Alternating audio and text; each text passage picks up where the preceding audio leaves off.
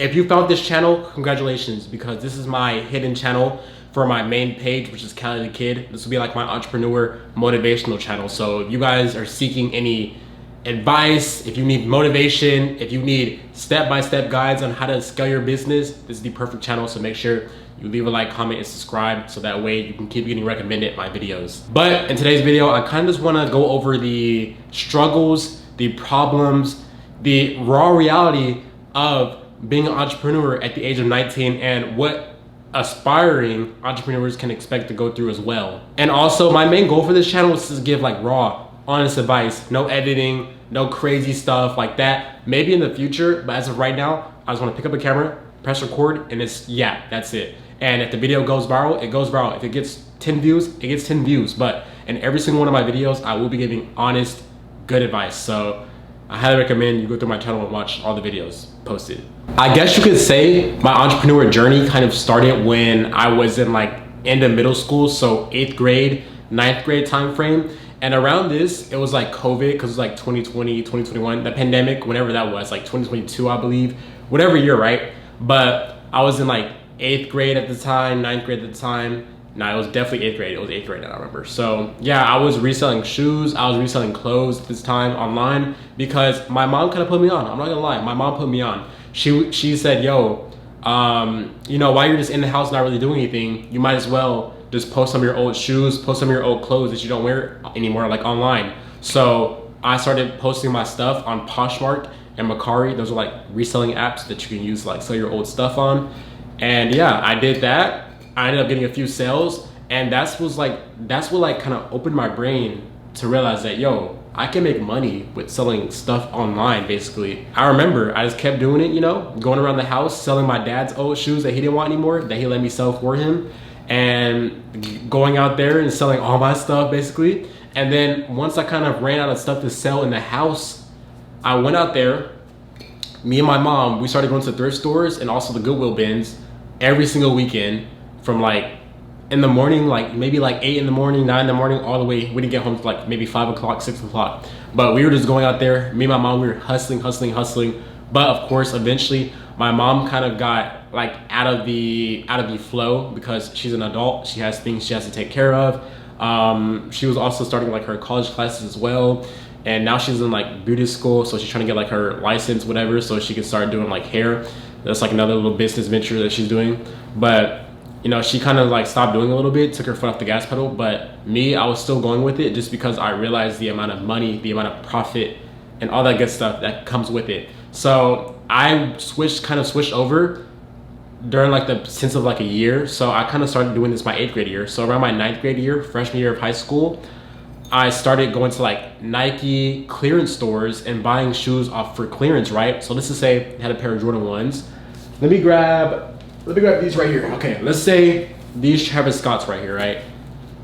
Retail for these are like, let's just say it was $1,000, but Nike had them on sale for 500 bucks. So I would buy a shoe like that for 500 bucks, and then I would sell it for probably like 700, 600, take the profit in between. Now it's not that extreme. All right, let me give you guys a realistic example. That's not really like realistic. I wouldn't say that. So let's just say these Jordan 1s right here, pretend they're not even Travis Scott's, just regular Jordan 1s. The retail for these are $160, I believe. Yeah, $160. It probably went up. It's probably like $220 now with inflation and taxes and all that good stuff. But let's just say $160 to make it simple. And Nike usually have them on sale for like $120, $100, maybe even $80. It depends. So I'll probably pay $100, and then I'll go sell them for $140, $150.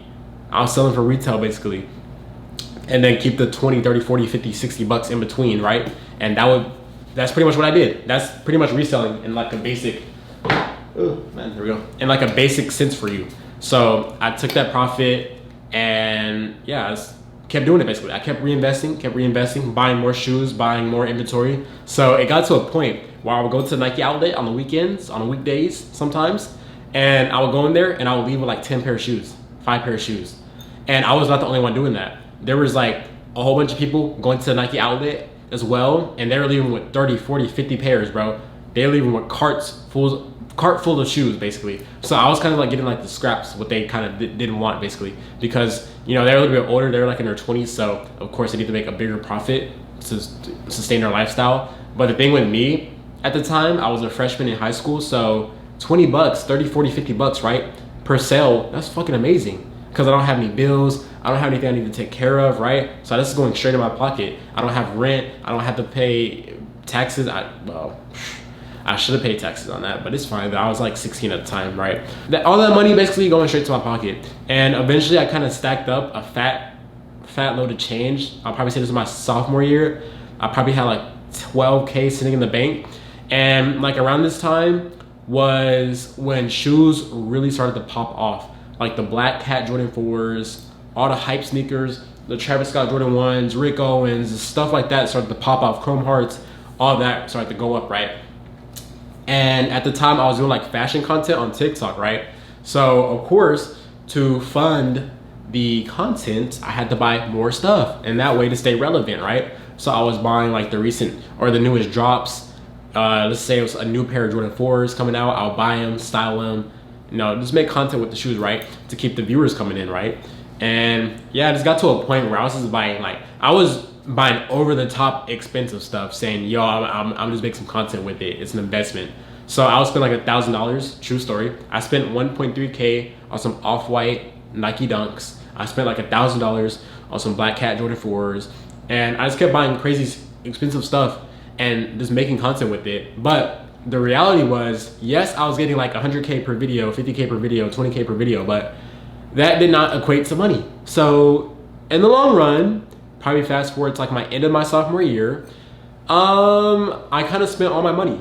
So I was still reselling shoes, yes, but that kind of had to, it slowed down a lot, because around this time as well is when people started to introduce replica items, and they were really, really good. So it got really, really hard to differentiate between real and replica.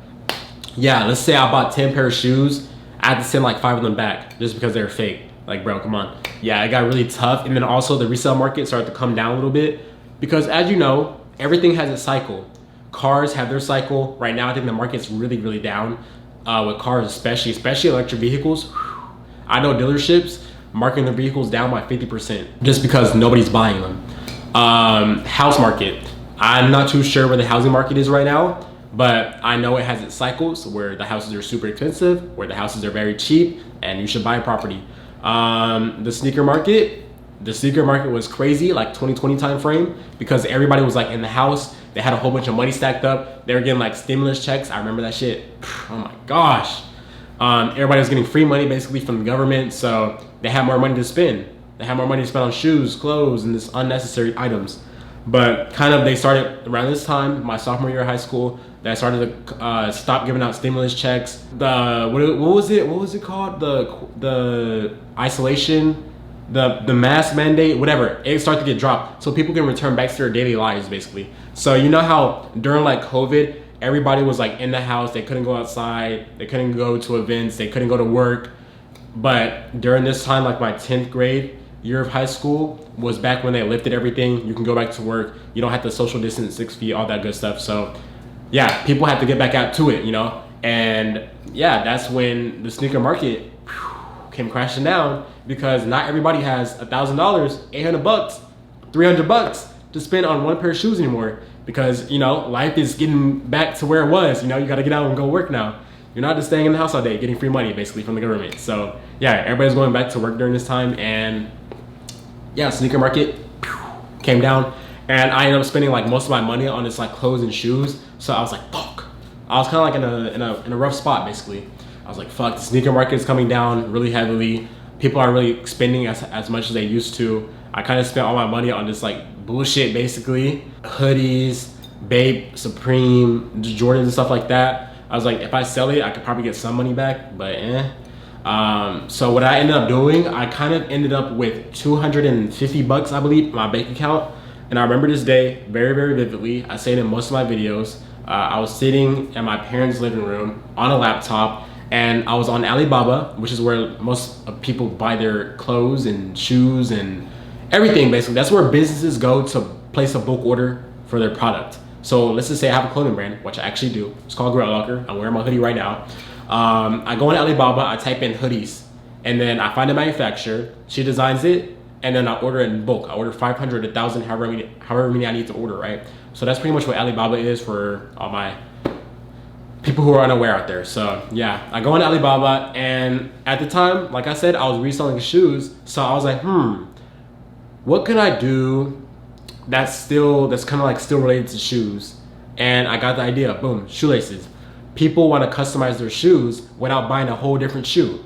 They want to make their shoe stand out. They want to make their outfit stand out, right? So I got the idea, I'm gonna start selling shoelaces. I ordered some shoelaces. I spent like I'm literally telling you, I was down to like 10 bucks or 15 bucks. I think it was like 13 bucks on my bank account after I placed that order. So I ordered the shoelaces, right? They came in, and from there, I got to promoting on TikTok and also on my Instagram page, because as you know, I was doing like fashion content and sneaker content back then. So it automatically like resonated with my audience. It was perfect. It's not like I'm selling like car parts when I usually do like fashion content. I'm selling shoelaces, so it was perfect. So yeah, I ended up doing that, and in the beginning, it did all right. I made like $100 a day, $50 a day, some days, $1,000 a day. Well, not 1,000, like a couple $100 per day, right? And I just kept doing it, dropping more styles, dropping different colors of the shoelaces, right? Just kept going with that. And then eventually I hit my first like 30K month, I believe, off shoelaces. But this is fast forward to my junior year. So I've been doing it for like a year now, right? Selling shoelaces on TikTok, and then also on my Instagram, just pushing it basically.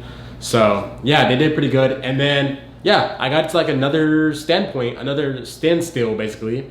I was like, I'm making like 20K a month. I'm making 30K a month out of shoelaces, but is it gonna be like sustainable in the future? I'm gonna have to sell a lot of shoelaces if I want to make 100K, 500K per month.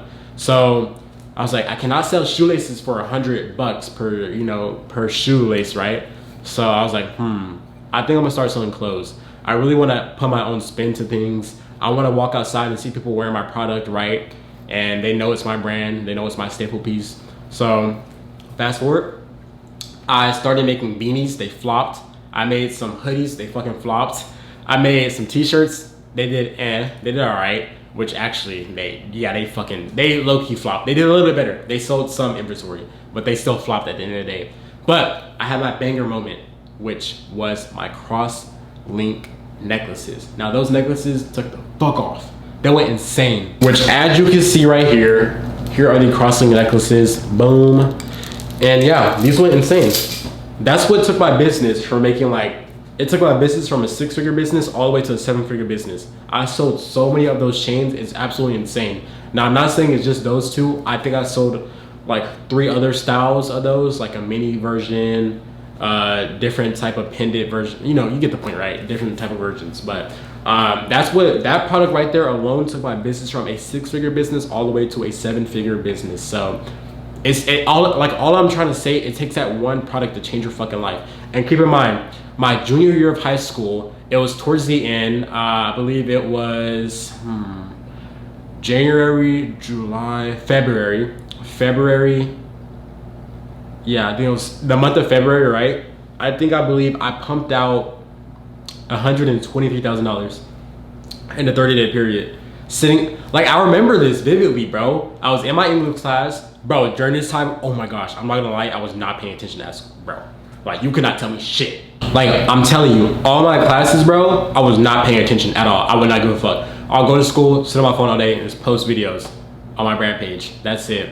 Like, I was not paying attention at all. But I remember being in the back of English class, literally at one of the desks, right? I wasn't even at my desk. I was at one of the random desks with the spinning chair, right? This kick back, laid back, while everybody else is reading their book. I'm sitting there on my phone, both of my phones. This phone, I had my Shopify page up, and this phone I was recording. And bro, that's crazy. The dashboard literally said $123,000 in a 30-day period, bro. Absolutely fucking insane. And I did that my junior year of high school. So at this time I was 17, right?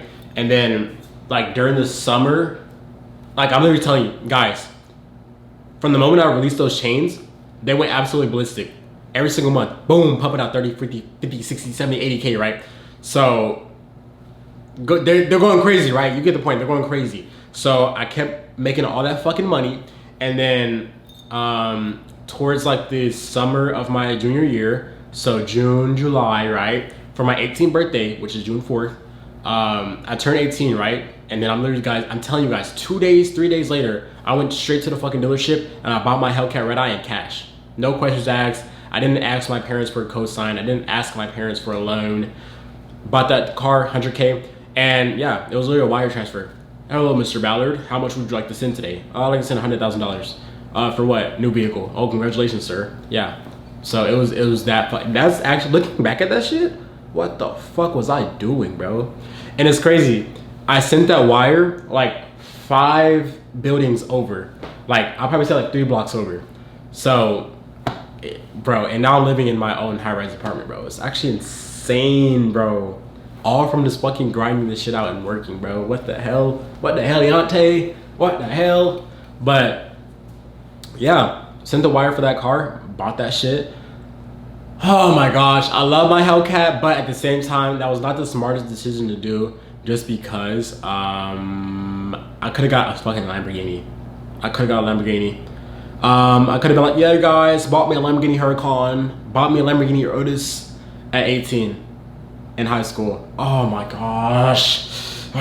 This makes me mad thinking about that shit. But I always love my Hellcat. It's fully spec'd out. It's the top trim. It's not like I cheaped out of anything. Everything about my car, top spec. Red bimbos, red interior, Alcantara package, carbon fiber trim, red eye, sunroof. It's top of the top, basically. There's nothing better you can get in my car at the time. So yeah, I'm not mad at all. That car definitely made me. It helped me grow so fucking big. But now I feel like it's time.